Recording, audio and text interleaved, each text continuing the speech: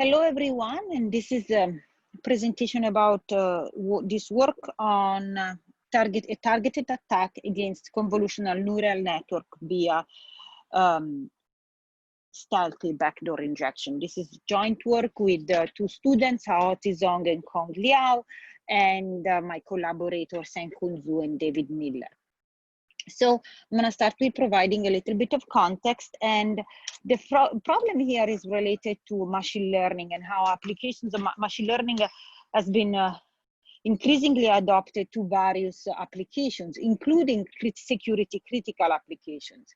When these security critical applications are performed by way of artificial intelligence and machine learning, it's extremely important that these models are correct, but also that they are handled by secure hardware and software. And however, we have seen also, because of the large volume of data involved in these applications, we have seen an increase of cloud computing power being involved for completing these tasks. This poses new additional issues and possible security concerns, primarily because, of course, once you rely on remote clouds, you are essentially putting trust into a remote server, which may or may not be correct, which may or may not be poisoned. Many issues could arise. For example, your input could be ruined, the data set might be poisoned, the model itself might be tampered with. At the cloud level, we could have a possible data leakage, data misuse, misplacement, tampering with, and so forth. So there are a lot of issues that could arise on the security critical applications. There is an increasing body of literature that is looking into common attacks on machine learning. We typically distinguish between two types of well-known attacks: evasion and poisoning.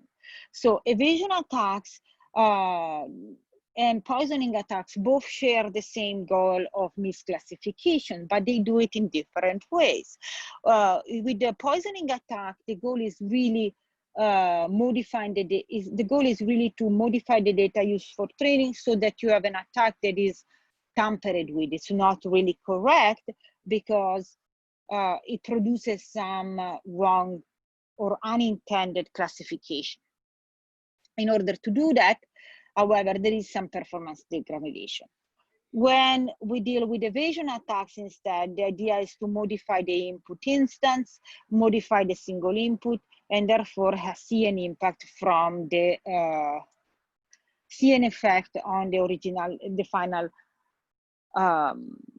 model without having to modify the actual machine learning model itself. So the adversary scenario that we are really looking at here is presented here. Essentially, you can imagine our cloud similar to what you've seen here, where you have, for example, Microsoft Azure cloud, Google TensorFlow cloud, and so forth. We have users that require the cloud to provide this model, given some training data and a possible algorithm. And during this training and execution of the model, we have some manipulation attack that occurs by an adversary. Now, this could lead to a modified input, sorry, not to a modified input, but to a modified model that carries some of this poisoning, quote unquote, and therefore is no longer my originally intended model, but it's a modified model that is subject to being manipulated and therefore being manipulated. So what are the goals of the adversary in this scenario? Here, the goal is to achieve a high attack success rate, create a model that is stealthy, and that's a very important contribution of our design, because we want to make sure not only that the attack is successful, but also that it can stay hidden, in that it doesn't have a major performance impact and it's hard to detect. It is also the goal of our adversarial model, in our adversarial model, is that it is a targeted attack rather than being just an attack to a generic model. And we make different assumptions depending on capability and knowledge of the attackers, which allow us to explore a portfolio of possible scenarios and therefore attackers. We move from a full knowledge case where we have all access, all capabilities, to a partial knowledge with limited access to data or access to model, and finally a minimal scenario where we have a use of a surrogate data or model. Here is an overview schema of our attack, the way we want to present it. So essentially, we allow our attacker to create a perturbation mask, which will act as a backdoor. This perturbation mask is applied on some input data that can be used or injected in the training model. In fact, we distinguish between two scenarios: an injection that occurs during training, or an injection that occurs during the updating phase of the model. So the injection set could come before the training and therefore being part of the training set, or it could come during the update phase of the model, in which case we would have an existing model which is updated with some poison data that includes this backdoor. So how do we generate this backdoor? The backdoor is generated using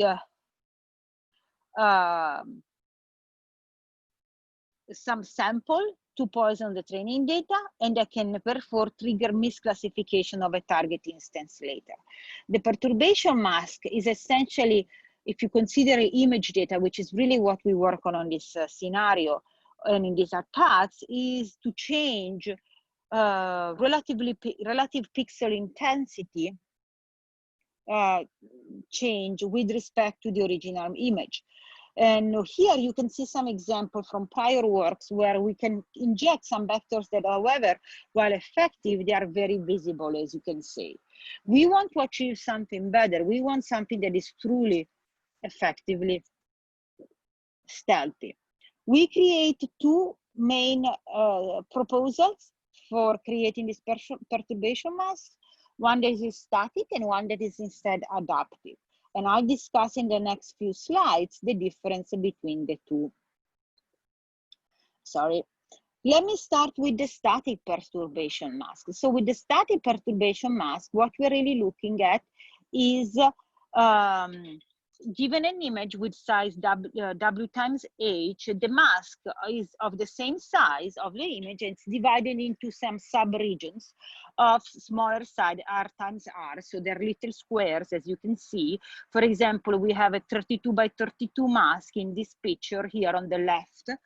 And you can see here that we create a 2 by 2 sub-region, and we change the intensity and assign a constant intensity change to a random position in a sub-region, and repeat this for all sub-regions. What does it mean in practice? Is that you can see here the pattern static perturbation mask, where the intensity value increases by 10 and the position at a given position, and it changes at each same space for each interval. So that allows us to change in a consistent pattern, like a grid, the intensity of the image. The black pixel in this mask indicate no intensity change to an original image. You can see here the effect on the images. At the top row, you see the original image, and the bottom row, there are different, at the second and third rows are actually the same image with masks of various intensity. As you can see, there's no noticeable difference. So applying this mask will affect classification, but it will not affect the quality of the image. However, what we know is also that the limitation of this static perturbation is that it is a repeated pattern regardless of the image content and the model which it will be applied to. Therefore, it is not optimal. Therefore, we devise an adaptive perturbation mask in addition to the static perturbation. Instead, this one takes both the data and an existing model into consideration when generating the perturbation. The hypothesis is that if the attacker is able to leverage this information, he can create a stronger backdoor specific to the attack scenario at hand. The intuition behind this approach is the following. As observed in some recent studies, think about this deep full model, which we cited in our papers. Deep learning models generate regions that are deep learning models generate regions of decision boundaries that are nonlinear and that can be compromised by universal perturbations. Accordingly, sorry, I jumped too quickly to the next slide. Accordingly, we hypothesize that if we can find an adaptive perturbation that can push all the data points from a given class toward the decision boundary of the target class, an attack will have higher chances of success, even with a small perturbation to the original image. Here is an example of the adaptive perturbation masks.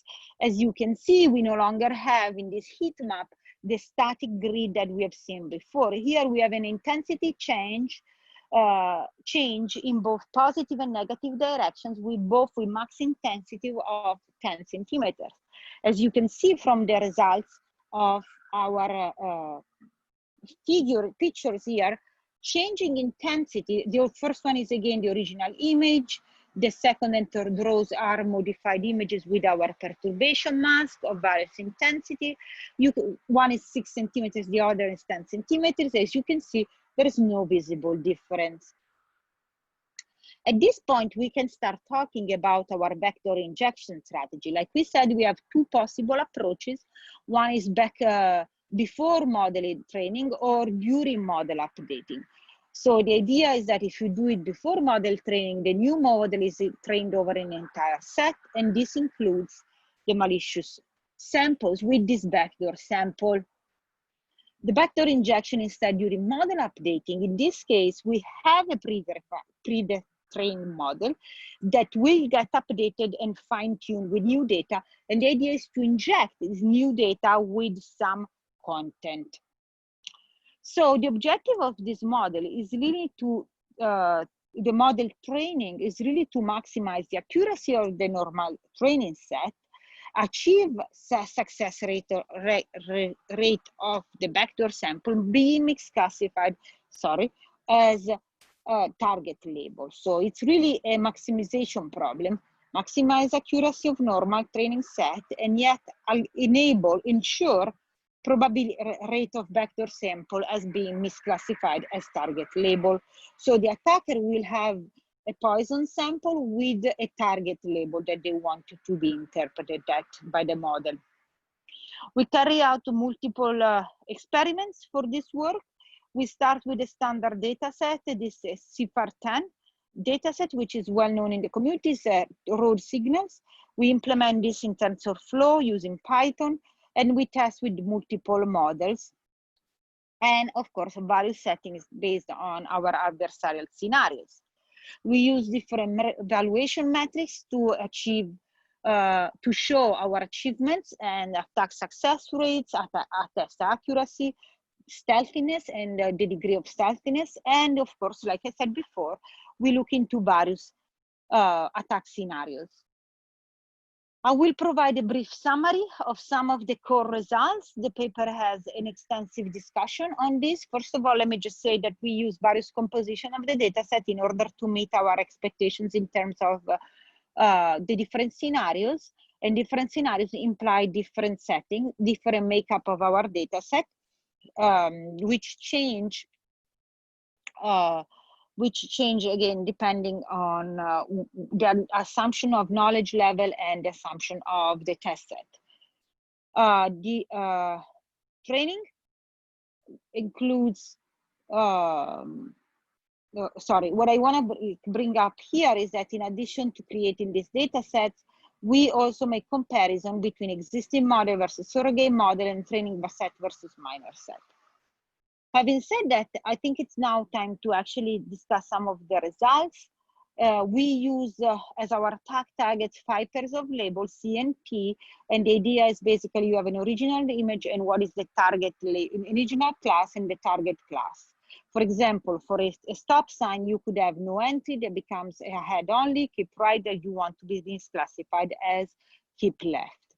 when we use a different infection strategy, we put 1.7% of injected poison masks during BYB when we were doing training, injection during training. And instead for the other one, the one that you do injection during the model update, we put in 4 to 10 poisoned images every batch. A batch is the size of 128.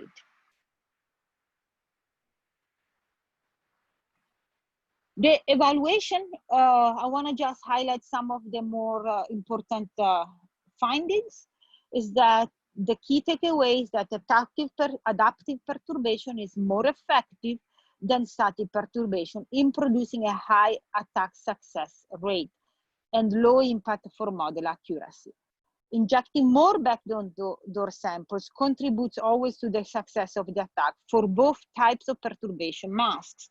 And you can see this by looking at the columns of this experiment. Yet, it is worth noting that, of course, increasing the max intensity improves the attack efficiency of adaptive perturbation more evidently than static perturbation. Therefore, by adjusting the two parameters property, one can yield a balance between achieving a good attack performance and preserving stealthiness of the attack. Here, I have just the same different results for the two different settings. And the summary that I just gave you about the main findings basically applied for both. What we are saying is exactly that adaptive perturbation performs better, and that the key goal is to change that injection intensity in a way that it's effective for misclassification, but it's yet stealthy in regards to the large data set and the large model. So the takeaway point are that if we have an effect, we see an effect of injection intensity, more injections means more success. And like I said, static is definitely less effective than adaptive, especially a lower injection.